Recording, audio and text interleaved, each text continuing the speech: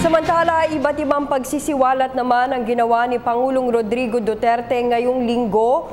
Una na riyan ay ang pagpapalakas o pagpapalabas ng drug matrix sa New Bilibid Prison kung saan sangkot ang ilang personalidad, kabilang na si Senadora Leila de Lima. Hindi rin nakatakas sa Pangulo ang mga ahensyang may nagaganap pa ring katiwalian kung kaya't ipinag-utos nito na mag-courtesy resignation ng mga presidential appointee, partikular na ang mga nagmula pa noong nakaraang administrasyon.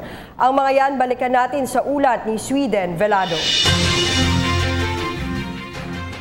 Sa pagsisimula ng linggong ito, hinikayat ni Pangulong Rodrigo Roa Duterte ang business community na maging katuwang ng pamahalaan sa pagkakaroon ng kaaya-ayang kapaligiran sa larangan ng pamumuhunan.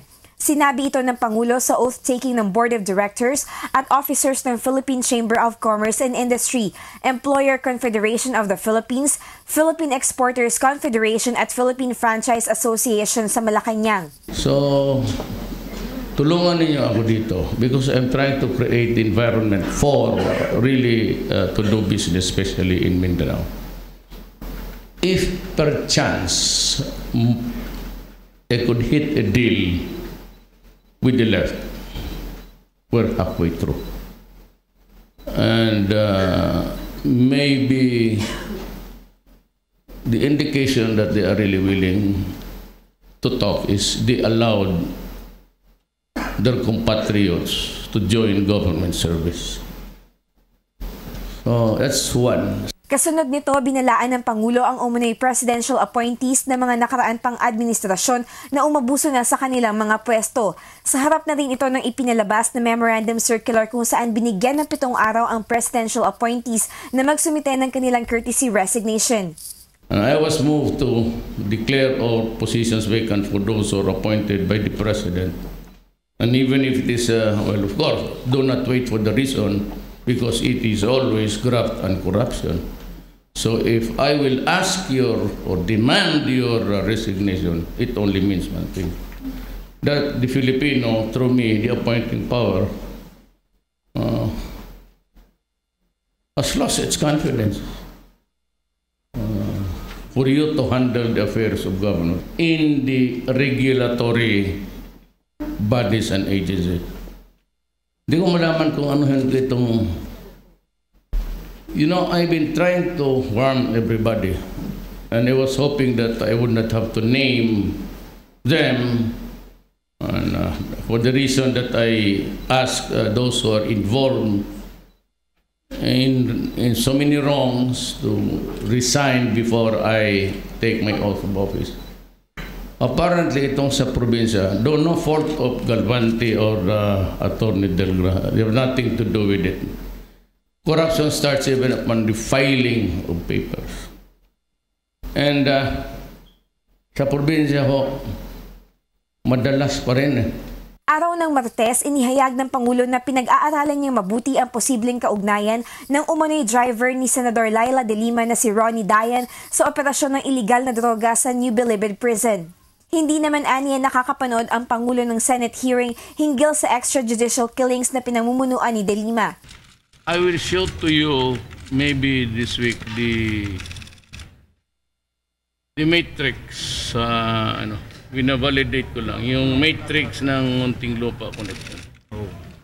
Andun si De Lima actually. Yung sa matrix, so it would show her role there. Sir, what's her role? Tingnan niya si Matrix. Sir, ilan po involved? May Matrix yan eh. How many officials are involved? Basta hintayin na lang ninyo ang Matrix. Samantala, binigyang diin ni Pangulong Rodrigo Duterte na hindi kakalas ang Pilipinas sa United Nations.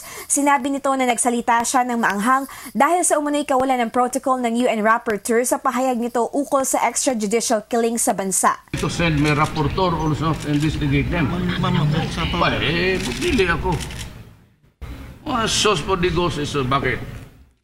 Hindi mo lang kaya bakit yung mga itim pinagpapatay nila on Trump up charges and everything. There's a hatred there being sold by gobyerno nila. So I also want that reporter to come here and tell me what have you done.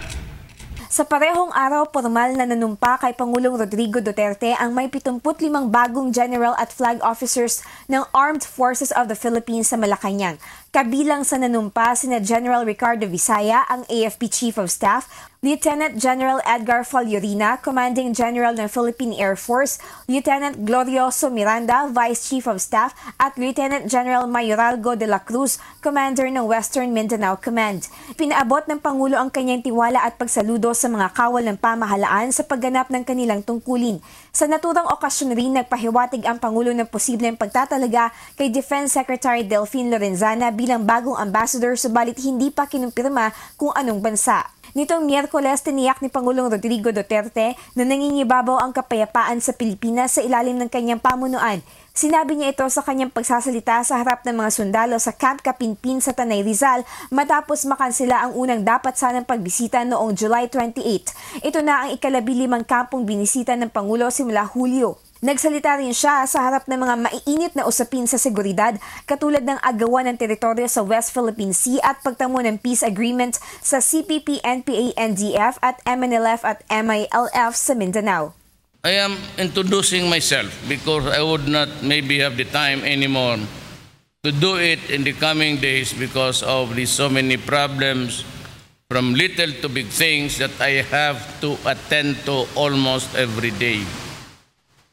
Alam mo, araw-araw, gabi-gabi, and before I sleep, lahat na yung folders ng armed forces, ng police, ng defense, Department of Labor, Foreign Affairs, for the day, sa araw na yan, I have to read.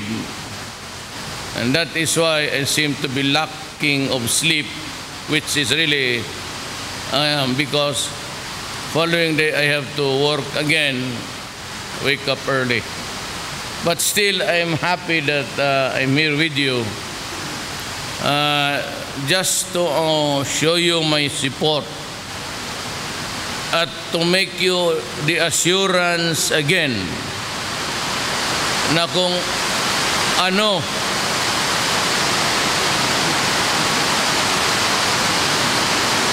may kwarto ba tayo matulugan dyan? Giit ng Pangulo, ang pagpapalakas ng Armed Forces of the Philippines ay hindi dahilan para gumawa ng marahas na aksyon ang Pilipinas sa usapin ng agawan ng teritoryo. Bagamat hindi pa hihintulutan na maagaw ang teritoryo para sa Pilipinas, sinabi ng Pangulo na nais niyang humupa muna ang tensyon bago ang posibleng pakikipag-usap sa China. Well, I'd like to name them public. I hope China is dealing with us in good faith. They seem to be conciliatory. But we are not insisting on the arbitral judgment. I know they are listening to us now. Nahihigop nila tayo sa satellite. Pero they better come up with ano ba talaga ang gusto nila. Because whether we like it or not, that arbitral judgment would be insisted not only by the Philippines, but by the whole countries dito sa Southeast Asia. Matapos ito ay dumiretso naman ng Pangulo sa Camp Jeronimo Cabrera sa Taytay Rizal para magpaabot ng pakikiramay sa mga kaanak ng namatay na pulis na si Senior Inspector Mark Hill Garcia. Namatay ito sa kalagitnaan ng anti-illegal drug buy-bus operation sa Antipolo City. Nalulungkot ang Pangulo na sa isang araw may average na 2 pulis na namamatay dahil sa malawakang laban kontra illegal na droga. And I am really very sad because whether we like it or not, we have to die and we have to fight the menace of the drug crisis in this country. Samantala, sa naganap na press conference ng Pangulo, muling lumutang ang mga pangalan nila Senador Laila de Lima at di umano'y driver lover nitong si Ronnie Dayan na kasama sa drug matrix. How it came about that people were enjoying privileges when they're supposed to be inside the prison, having nightclubs there inside, jacuzzis, women going in and out, and itong mga baril. Ang problema is, the question really of the moment is, why were they enjoying such privileges as if they are not prisoners? So, yun ang sagot. Meron talaga nagbigay ng go signal dyan, and it could not have come from any other person except the head of government. And the highest was really the connect of the driver of de Lima,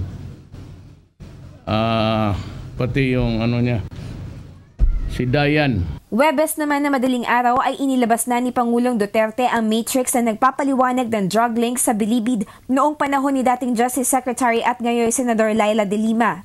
Makikita sa matrix ang mga pangalan nila De Lima, dating Justice Undersecretary Toti Baraan, Pangasinan Provincial Administrator Rafi Baraan, dating Bureau of Corrections Chief Franklin Bucayo, Urbistondo Pangasinan Mayor Raul Sison, Pangasinan Representative Amado Espino, at ang sinasabing driver-lover ni De Lima na si Ronnie Dayan. Sa nasabing matrix, ipinaliwanag ang pagkakaugnay-ugnay ni De Lima at ng 6 pang malalaking personalidad sa paglaganap ng kalakalan ng iligal na droga sa bilibid. Ipinakita ni Pangulong Duterte sa media ang matrix sa labas ng kanyang bahay sa lungsod ng Davao. Matapos ito, umaga ng Huwebes ay nakipagsalo-salo ang Pangulo sa 69th Infantry Battalion ng Philippine Army sa pagkain ng durian bago tumungo ang mga ito sa Holosulu kasama ang 2nd Scout Ranger Regiment upang labanan ang Abu Sayyaf. Ang 69th Infantry Battalion ang nasa likod ng neutralization ng commander ng New People's Army na si Leoncio Pitao alias Caparagao noong nakaraang taon. Samantala sa isang press conference, napag-alaman ni Pangulong Rodrigo Duterte ang pagkamatay ni Patrick Almodovar, ang 18 taong gulang na hostage ng Abu Sayyaf Group na pinugutan ng ulo. Giit ng Pangulo ang mga ganitong pangyayari ay nag-uudyok sa kanyang atasan ang militar na magpadala ng karagdagang sundalo sa Holosulu. That's why I'm sending the troops there and tell them to destroy the arm. My orders to the police and to the armed forces against all enemies of the state. Seek them out in their layers, whatever, and destroy them. Ang mga droga, destroy them. Ang mga Abu Sayyaf, destroy them. Biyernes ay dumalo naman si Pangulong Duterte sa ika-10 anibersaryo ng Eastern Mindanao Command sa Naval Forces sa Panacan, Davao City. Magkakaroon din sa naturang pagdiriwang ng awarding sa mga outstanding Eastmencom personnel. Para sa PTV News, Sweden Velado. Ako po si Cathy San Gabriel. Subscribe na sa PTV YouTube channel. I-click lang po ang subscribe button.